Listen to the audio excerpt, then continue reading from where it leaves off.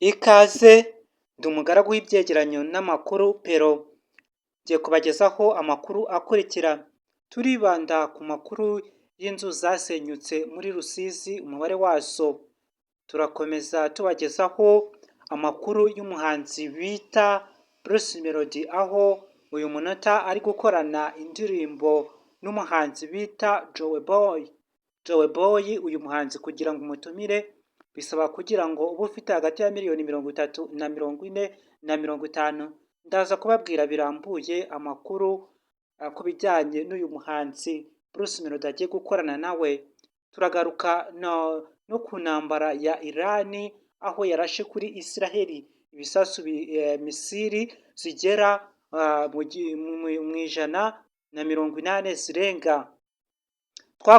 Dukomeze kuvuga kuri aya makuru agezweho. Iki ni cyo gihe ngo mukore subscribe niba mugeze kuri uyu muyoboro bwa mbere, like na comment. Ibyifuzo n'ibitekerezo byanyu ni ingenzi. Uyu muhanzi Joe Boy akaba afite abasubscriber cyangwa se abantu bamukurikirana barenga miliyoni n'ibihumbi. Uyu nguyu akaba yarubatse YouTube ye, akaba yaratangiye gukoresha urubuga nkoranyambaga nka YouTube ku itariki 27 z'ukwa 11 2017.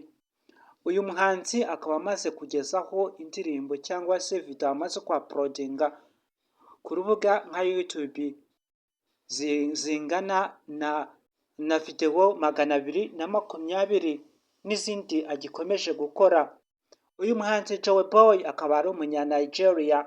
Uyu muhanzi Joe Boy akaba amaze kurebwa na miliyoni 386, tutavuze ibihumbi nabyo bimaze kumureba. Akaba afite indirimbo zifite za miliyoni.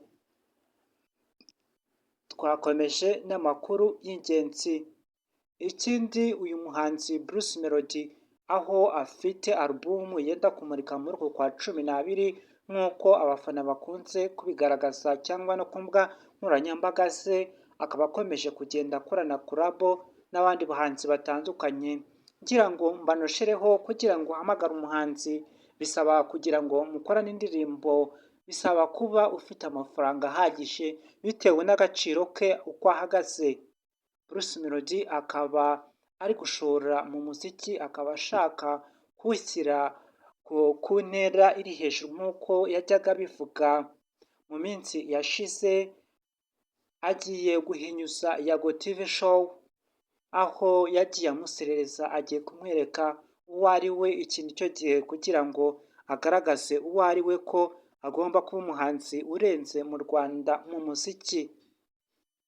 Nagiye mbagezaho amateka ya Bruce Melody, ibyo nabibagejejeho. Tugarutse ku nzu zasenyutse ku itariki zangirijwe n'imvura ku itariki ya mbere y'ukwa 10 2024 mu karere ka Rusizi.